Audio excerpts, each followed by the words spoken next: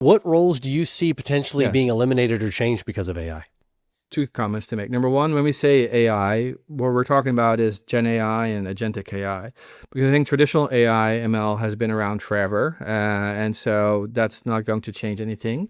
But when we're talking about Gen AI, we're talking about agentic AI. It uses the React framework, right? Reasoning and acting, and that is the biggest threat to these jobs and roles. But I think for the workforce, the task, if you think about the task level, it means the jobs that are most vulnerable is where you have the highest ratio of, there's a lot of data involved.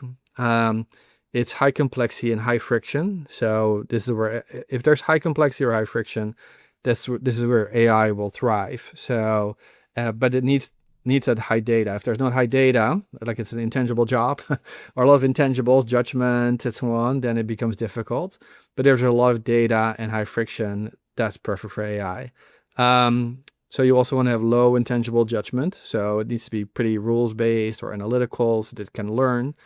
And then I think the other part two, low clinical, regulatory, or legal risk, where the big payoff is ultimately for pharma is when you get into clinical things and when regulatory risk does get involved. So it's kind of a harder road to hoe, but it's a bigger payoff. But everyone goes for the low-hanging fruit first. I'd take the crawl, walk, run approach, right? So that's all the crawling and maybe walking that they do. What do you think about like these doomsday prophecies about, AI taking over everything? Because, I use ChatGPT, OpenAI, a large language model, and there's so many inaccuracies. There's so many errors that are made. And like, I'm saying that, are we worried about this thing taking over everything? Like, tell me what you think. I do not believe that it's going to be a threat to us as human beings. I think the agentic AI has more of a potential to be a threat because the whole point of agentic AI is that I'm delegating something to the agent without knowing all the details of how he or she does it, or how it does it.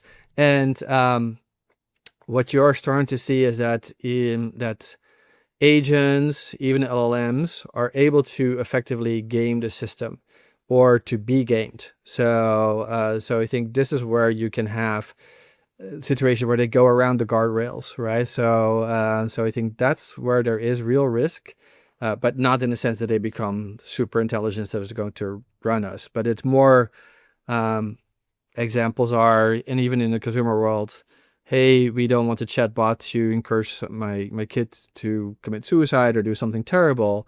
But if you manipulate the context engineering in certain ways, you can actually go around those guardrails. And this has been proven in other situations as well. So I think this is where the vulnerability is, that malicious actors can do much more harm undetected than they can do without AI. But AI is a super being that's going to control us. I think that's not really realistic for a long time to come. What a relief. So let's go back to like just the normal everyday employee. What are a few things that they can be doing right now to improve their ability to maximize AI to do their job function? I think for the everyday person, everyday employee, I think it's really number one, I would say engage with AI. Don't just read about AI or think what could it do. Start actually trying to play with LLMs, start trying to work with agents. Explore. Google has been building a lot of AI agents for life sciences, others as well. So engage with it. Ultimately, I think this has been said many times for researchers, also for others. Those who work with, you will not be replaced by AI, but you'll be replaced by someone who knows how to work with AI, right? Mm-hmm. So be that person who knows how to work with AI is what I would say. And to be honest, also as you engage with it, you will see the limitations. So you also will figure out where you can be, a unique contributor and a leader in that respect. So I'd say number one, engage. Number two, really try to invest in your own training and development. And number three, like try to think about, if someone is thinking about how they would redesign my job based on task, what do I think the tasks are that we as a team should be doing, and how can I play a leadership role in this transition? So I think that's something that you would do. Take charge of the change. Don't let the change happen to you. I love that point, because if you start playing with AI and you become pretty good at it, you can say, okay, what are the tasks that I could delegate to my assistant AI?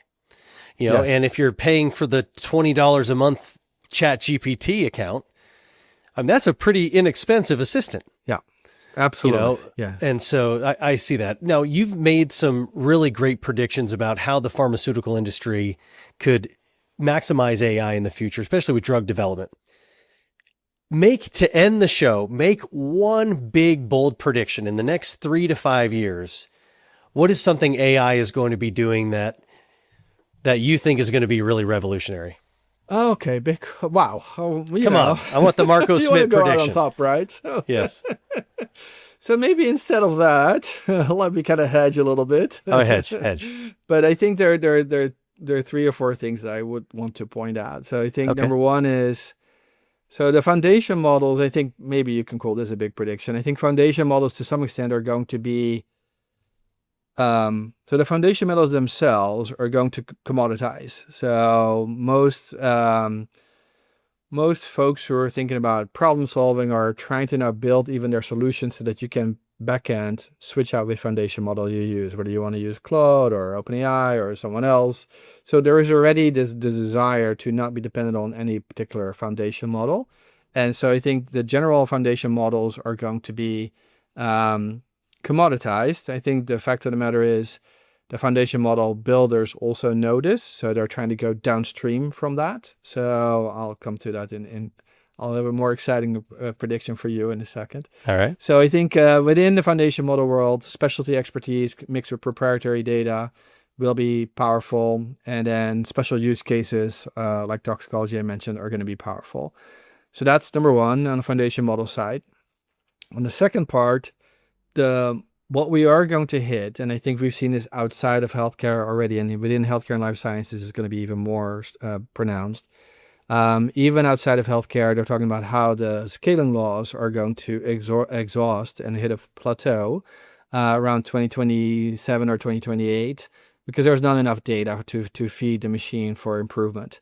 And I think within healthcare and life sciences, this is a real problem, and this will become even more of a problem. So I think this is where one part I would say, or 2 parts. Number one, we've seen Verily recently launch a consumer app to generate all this data that will feed, and they're literally saying we're doing this and may monetize this through by giving your data to pharma or selling your data to pharma companies. Like, that is the only reason why you do it.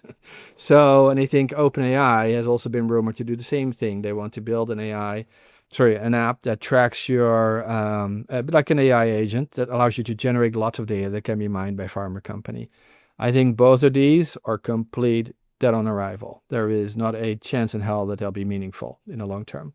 It's a supply side out. It's a what can I do rather than what people want me to do that they're solving. And so it is never going to work.